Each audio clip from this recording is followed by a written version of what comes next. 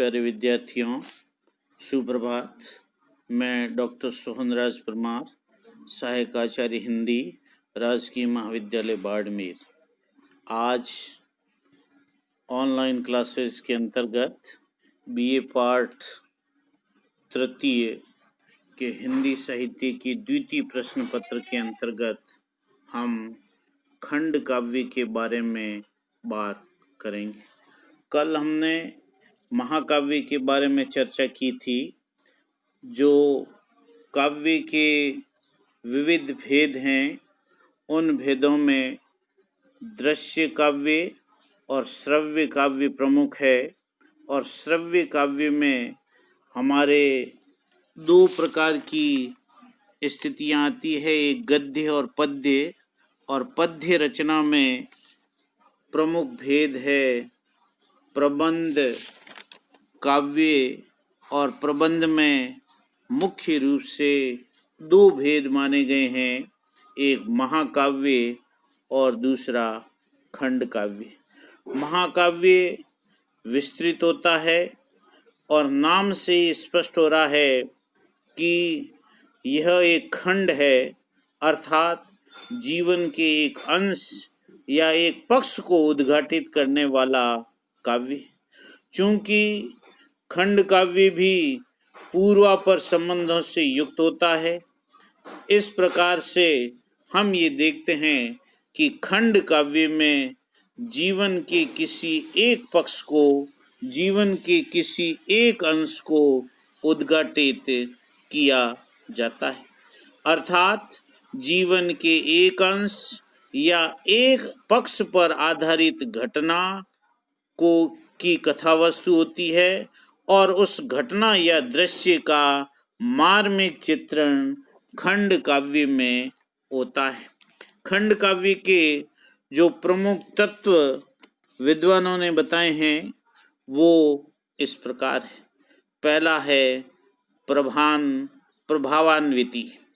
प्रभावान्विति से हमारा अभिप्राय है कि खंड काव्य चूंकि एक अंश या एक पक्ष पर आधारित कथा वस्तु होती है, इसलिए वह प्रभावपूर्ण होनी चाहिए, उसकी अन्विति प्रभाव से युक्त होनी चाहिए और पाठकों को प्रभावित करने वाली होनी चाहिए।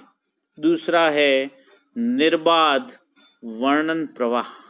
चूंकि एक पक्ष पर आधारित कथा वस्तु होती है और उसमें सर्ग का भी कोई बंधन नहीं है, इसलिए सर्ग और छंद का भी कोई बंधन नहीं है। भाव अनुकूल किसी भी छंद का हम प्रयोग कर सकते हैं, इसलिए जो खंड काव्य की कथा वस्तु का जो प्रवाह है वह निर्बाध होना चाहिए, यानी कथा वस्तु का वर्णन निर्बाध प्रवाह के तौर पर हमारे समक्ष होना चाहिए।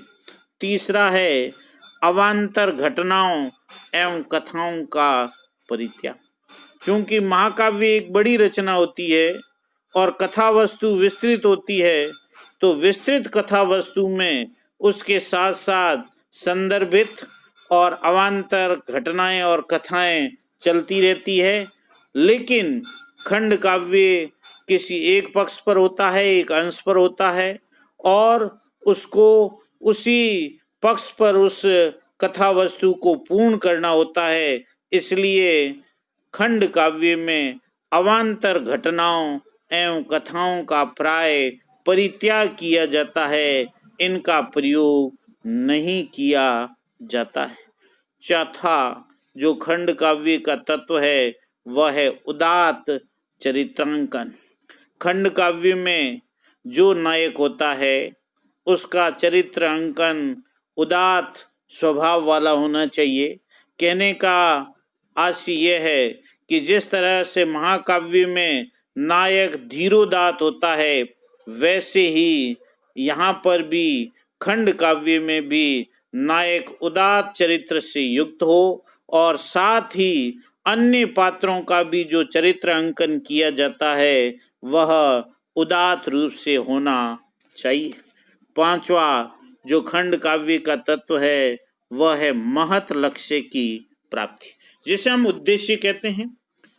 खंड काव्य का उद्देश्य महत लक्ष्य की प्राप्ति होना चाहिए, यानी समाज उपयोगी, जीवन उपयोगी ऐसा लक्ष्य होना चाहिए जो हर तरीके से उपयोगी हो। इस तरीके से खंड काव्य का जो लक्ष्य है, उद्देश्य है, वह महत लक्ष्य होना चाहिए। अब चूंकि इससे पूर्व हमने महाकाव्य का अध्ययन किया है, तो महाकाव्य और खंड काव्य में कुछ अंतर है। महाकाव्य और खंड काव्य में जो अंतर है वो इस प्रकार से हैं। महाकाव्य में जीवन का समग्र चित्रण प्रस्तुत होता है, जबकि खंड काव्य में जीवन के किसी एक पक्ष का चित्रण होता है। कहने का आशय यह है कि महाकाव्य जीवन का समग्र चित्रण है, जबकि खंड काव्य जीवन के किसी रोचक, मार्मिक, रमणीय तथा भाव उद्बोधक पक्ष का ही निरूपण करता है। दूसरा जो अंतर है वह है कि महाकाव्य विस्तृत रूप में होता है, जबकि खंड काव्य संकुचित रूप में होता है। खंड काव्य महाकाव्य का संकुचित रूप ही है, अर्थात खंड काव्य में महाकाव्य के लक्षण आंशिक रूप में विद्यमान रहते हैं, क्योंकि खंड काव्य महाकाव्य का एक देशीय रूप होता है। यूं तो खंड काव्य का नायक भी उच्च गुणों से युक्त तथा उदात्त होना चाहिए तथा उसमें जीवन के किसी उच्च आदर्श की प्रतिष्ठा होनी चाहिए। इस तरह महाकाव्य का रूप विस्तृत होता है, जबकि खंड काव्य का रूप संकुचित होता है। और महाकाव्य में जिस तरह से नायक उच्च कुलोत्पन्न धीरोदात्त गुणों से युक्त होता है, वैसे ही खंड काव्य में भी नायक होना चाहिए। तीसरा, महाकाव्य में श्रृंगार, वीर और शांत में से एक प्रधान रस होता है, जबकि खंड काव्य में ऐसा कोई बंधन नहीं। महाकाव्य में श्रृंगार, वीर तथा शांत रस में से कोई एक रस प्रमुख होना चाहिए तथा शेष रस गौण रूप में विद्यमान रहते हैं, लेकिन खंड काव्य के लिए ऐसा कोई बंधन नहीं। खंड काव्य का कार्य तो किसी उदात्त भाव का चरमोत्कर्ष दिखाकर भी चल सकता है। इस तरीके से महाकाव्य में श्रृंगार, वीर और शांत में से एक प्रधान रस होता है और अन्य रस गौण होते हैं, लेकिन खंड काव्य में रस से संबंधित जो विधान है उसमें कोई बंधन नहीं। आगे हैं चौथा, महाकाव्य विस्तृत रचना है और विस्तृत रचना के लिए हमने पढ़ा है कि उसमें 8 या 8 से सर्ग होने आवश्यक हैं, लेकिन खंड काव्य सर्गबद्ध होना जरूरी नहीं है। महाकाव्य का सर्गबद्ध होना तथा उसमें कम से कम 8 सर्गों का होना आवश्यक है, किंतु खंड काव्य सर्गबद्ध हो भी सकता है और नहीं भी हो सकता है। और यदि खंड काव्य सर्गबद्ध हो तो भी उसमें 8 से कम सर्ग ही होने चाहिए, 8 से अधिक सर्ग नहीं होने चाहिए। पांचवा है सर्गानुसार छंद परिवर्तन। महाकाव्य में सर्ग के अनुसार छंद में परिवर्तन होता है, लेकिन खंड काव्य में छंद योजना भाव अनुकूल हो सकती है।